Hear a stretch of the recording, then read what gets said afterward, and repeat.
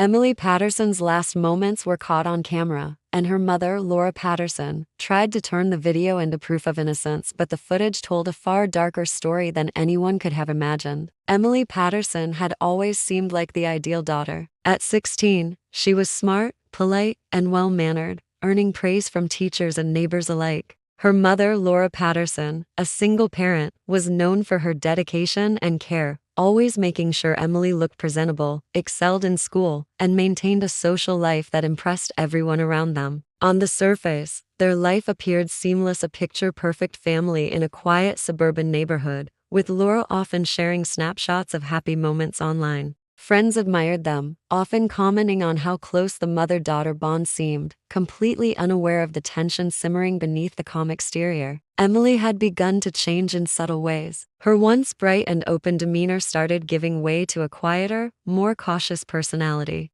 She began spending more time alone in her room, her social media activity shifting from cheerful posts to vague, cryptic messages that hinted at inner turmoil. School reports noted her growing anxiety, and her teachers mentioned that she seemed distracted and withdrawn at times. Her friends started noticing that she often appeared nervous around her mother, dodging questions and avoiding eye contact when sensitive topics came up. Although Emily never explicitly complained, the small details painted a picture of a young girl struggling with a sense of being trapped in a life carefully controlled by someone else. Laura, meanwhile, grew increasingly anxious over Emily's distance. Her controlling tendencies, once subtle and often disguised as concern, began to intensify. She monitored Emily's online activity, asked probing questions about her friends and routines, and subtly pressured her to conform to the image of the perfect daughter. Laura's efforts to maintain control created an invisible tension in the household, one that Emily could feel but struggled to confront. Neighbors and friends noticed nothing amiss. To them, Emily's occasional irritability or quiet moments seemed normal teenage behavior. But behind closed doors, the growing friction between mother and daughter became a silent storm. Emily longed for independence, small freedoms that Laura perceived as threats to her carefully maintained order. The night before the tragedy, Emily sent messages to her closest friends expressing fear and unease, though the messages were brief and vague enough that the danger was not immediately apparent. By morning, the tension that had quietly built over weeks and months would erupt in a horrifying way. What started as a seemingly ordinary day, with a routine video call meant to reassure friends and family, would instead capture the last glimpses of Emily alive, leaving behind a chilling trail of questions and fears that no one could ignore. The morning of the video call began like any other, but the tension in the Patterson household was invisible to the outside world. Emily appeared on the screen with her usual smile, though it didn't reach her eyes.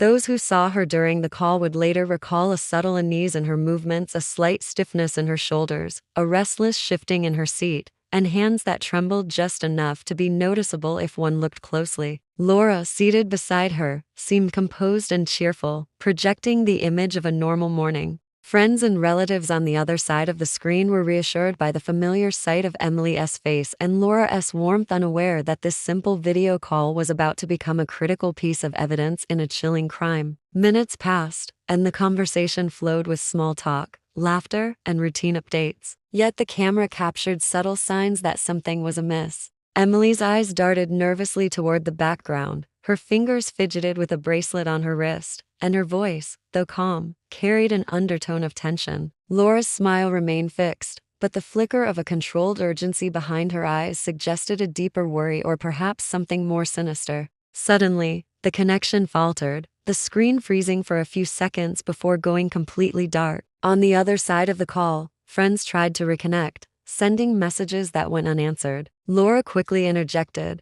explaining that Emily had stepped away for a walk and that everything was fine. Her voice was steady, convincing, and designed to erase any suspicion. No one outside the house had reason to doubt her, and the brief video had created a false sense of security. Unseen to the viewers, the video call had captured the final moments of Emily's life. Each subtle glance, each involuntary movement, became a haunting testament to a struggle that could not be articulated in words. The background of the call, seemingly ordinary, held clues that would later puzzle investigators: a fleeting shadow, a slight disturbance in the frame, and moments of tension that suggested more than casual conversation. At first, the abrupt ending of the call seemed like a technical glitch or an innocent interruption. But as investigators would later uncover, those short minutes held the key to understanding what had occurred. Laura's calm explanations masked a growing web of deception, her carefully maintained composure hiding actions that would shock everyone once revealed. The video call intended to reassure friends and maintain the appearance of a happy family had unknowingly documented the first hints of a crime that would soon unravel, leaving a chilling question: how much of what we see online or on a screen can truly be trusted? The investigation began quietly, almost routinely,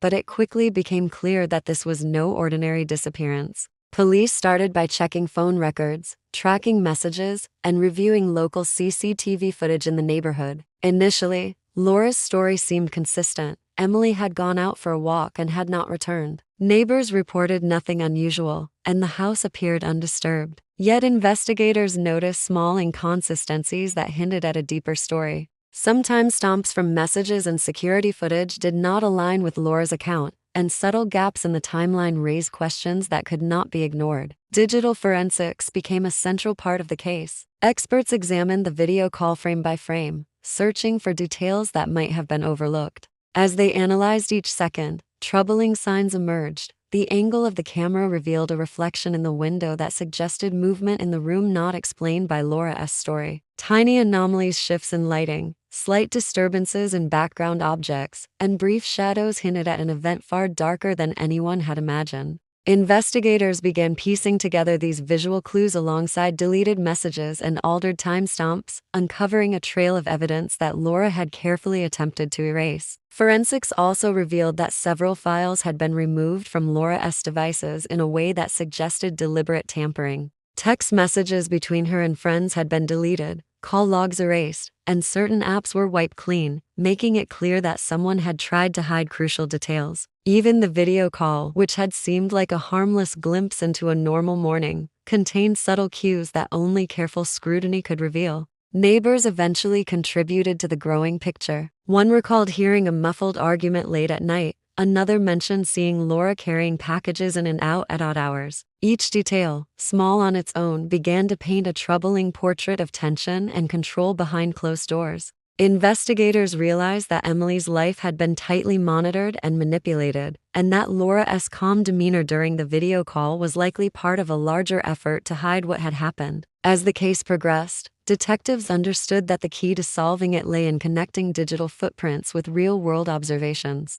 What at first seemed like minor inconsistencies became undeniable proof that Laura's version of events did not match reality. Each new discovery pulled the investigation closer to the shocking truth. The mother who had portrayed herself as a devoted caregiver was hiding actions that had devastating consequences. And the video call would ultimately become the critical evidence revealing what had really happened. As the investigation dug deeper, a web of deception began to emerge, far more complex than anyone had imagined. Laura Patterson had gone to extraordinary lengths to manipulate everyone around her, crafting a story that made her appear worried, loving, and innocent. Text messages sent to friends were carefully worded to suggest Emily had left voluntarily or was temporarily upset. Emails and social media posts were altered or deleted, all designed to maintain the illusion of a normal household and deflect any suspicion from herself. Even small details were staged with precision. Investigators discovered signs of tampering around the house. Objects subtly moved, doors left slightly ajar, and items placed in ways meant to suggest Emily had stepped out. Neighbors' accounts, initially seeming trivial, began to coalesce into a troubling pattern: unusual deliveries at odd hours, glimpses of heated arguments behind closed doors. And Laura's behavior, once dismissed as ordinary stress, now appeared calculated and deliberate. Each tiny inconsistency in her story became a thread leading deeper into the truth.